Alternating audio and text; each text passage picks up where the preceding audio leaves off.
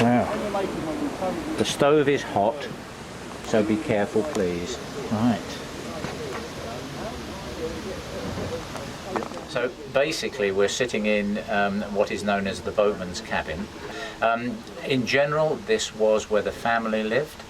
The family would consist of as many as could sensibly be accommodated in here, and any overspill would run on the butty boat, which would be running with the motor or the steamer. The cabin here comprises the cooking range here, on which there would be regular hot water. There would be generally food cooking throughout the day. For the end of the day, the family would eat a meal at this table. This is generally known as a table drop. The family would eat around the table here. Here would be their crockery and all the necessary implementation for eating. When the meal was done and finished, the little drawer underneath here is known as a crumb drawer, and off the table would be swept the crumbs and any other rubbish, and every now and then that would be cleared out. The family, as I said, would sleep mainly in here. If there were others in the family who required accommodation, they'd sleep on the butty boat, or the horse boat as some people refer to it, and basically that's how the family would be accommodated. On President, in its working days, she was registered to run as a fly boat, and fly means running continuously. She would carry high value cargoes and would operate mostly with a fleet, with a team of some six guys. There would be a captain, there would be a driver, and the driver is the person who makes steam and runs the engine hole, and the crew of 4 with them. They would run continuously from, for example, Birmingham to London, or from Leicester to London, sometimes even further north than that, and making return journeys from London back to the Midlands. A typical journey from Birmingham to London, for example, could last 52-53 hours, and they would run, as we ran this boat last week, they would run non-stop through the night. Last week we ran President and Kildare from the FMC depot in Birmingham, which building is still there, and we ran her down to Braunston for the historic narrowboat show. We took 24 hours to do that, and anybody who wants to do a 55+ hour journey is more than welcome as far as I'm concerned. Tough going. So now we're on Kildare. Kildare is the butty, or the unpowered boat, which ran with President, or runs with President. She didn't originally run with President, but was acquired years ago by the Friends of President as the sole mate for President. She is different in configuration and design at the stern end, because obviously no need for a propeller, and so she has a very large tiller, what is known as an alum. We're seeing it now in its inverted non-forward motion setting. When running, the alum is turned over. I can just show you now.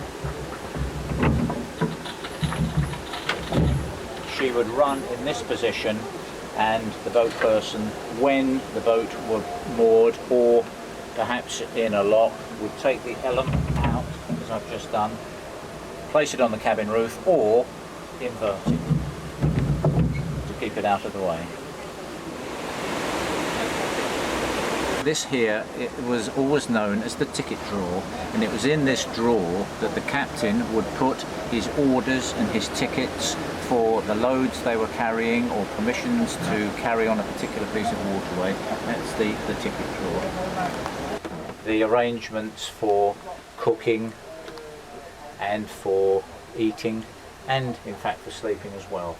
So when families generally were running their boats, this would be for the overflow of the family. When President would work with its butty on fly, this would be another cabin for those who were sleeping down that night while the boat were running.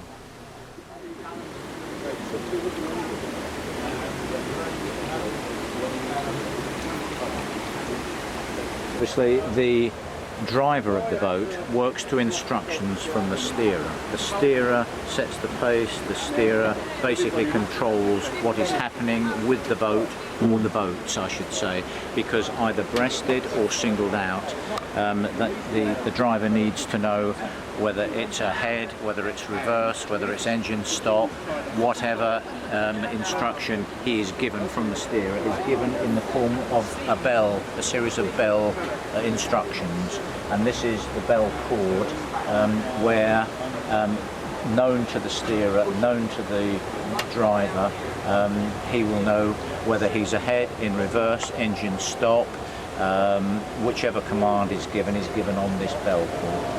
There's also here on the right hand side the whistle pull. In other words, when wanting to make a whistle for whatever reason to warn oncoming boats or going into blind bends or bridges, given that these guys running fly were running at great speeds, they didn't particularly want to slow down if they didn't have to, so they would make their whistle on bends and blind areas to warn oncoming boats.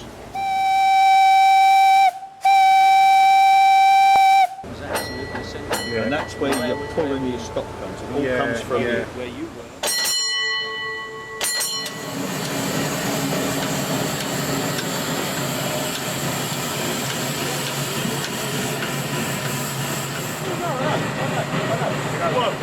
We have a 600 gallon boiler, Scotch return boiler. We're working at 130 pounds a square inch. A Scotch return boiler is like a railway locomotive, but folded up so that the fire and the box are all working on top of each other.